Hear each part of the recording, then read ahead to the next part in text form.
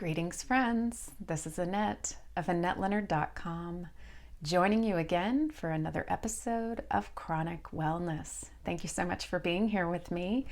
I want to spend a few minutes talking about FOMO, the fear of missing out. So, this is a phrase that rose in popularity in social media in the last decade, and I think it is used sort of flippantly oftentimes, like, oh, she had FOMO that she wasn't going to be at that event, or oh, she had FOMO that she missed this happening on social media. And I have come to understand for myself in these last 10 years of being homebound that FOMO is profound. As Brene Brown says, we are hardwired for connection. And because of that, the threat of not having connection is profound. What were those studies about, like, the monkey that didn't have the little mechanical mother, but just languished with nothing, and I think ended up dying because it didn't have something to bond and connect with, even that was just like a sock puppet. But the one that had a sock puppet flourished because it at least had something to connect with. We are connecting animals. That is what we do. It is who we are. It is what we are about. And so I don't poo-poo the notion of how real it is that we have a fear of missing out. Now, what we are fearful about, or what we are afraid of missing out about, we can examine that and we can judge for ourselves what actually matters or who it matters that we connect with.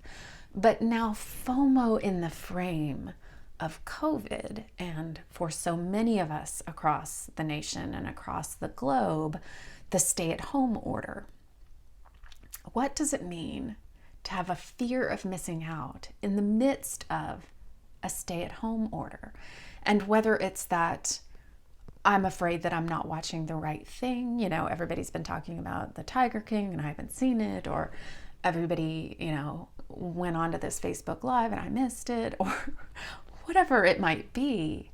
I do think that fear of missing out, even during this time, is real.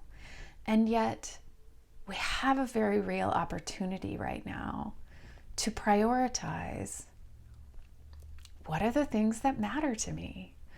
What do I really not want to miss? Who are the people that are my closest circle of connection, that events in their lives matter to me, and I want to rise to the occasion with and for them?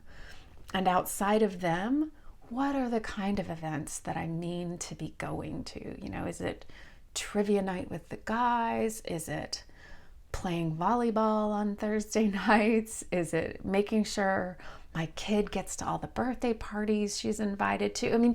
Just there is this time right now to really be intentional about, as my world gets opened back up again, what do I mean to do with the time that I'm given again?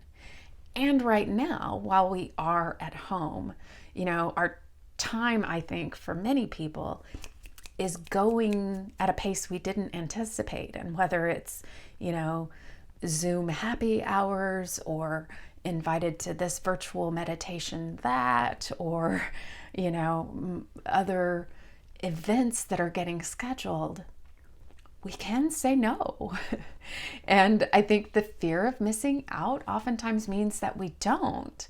But there is a real opportunity to remember that our time and our energy are our most precious resources, and to think about, what can I say no to? What do I mean to say no to? Because it's not what matters to me. And yes, I may miss out. Yes, I may hear about it from others. And rather than going, oh, I wasn't there, I can go, oh, how was that for you? Was it fun? Did you enjoy it? Who was there? What happened? And to learn about it from somebody else and to feel the joy with them, rather than feel the sadness for myself. And if they had a great time and I get to hear about it and there's another one scheduled and I think I want to attend based on what I heard, cool, sign up for the next one. But to let those things be my guide rather than just having my default be set to yes. All right, that's my thought.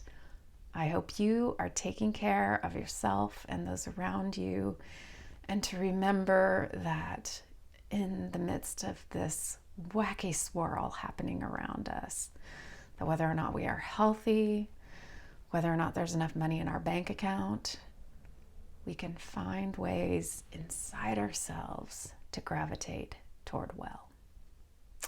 Sound off. I always, always, always love to hear from you. If you're watching this on YouTube, you can leave a comment below. If you're listening to this on podcast, surf over to YouTube or get on my Insta or Twitter and let me know your thoughts, your questions. Sound off. Be well.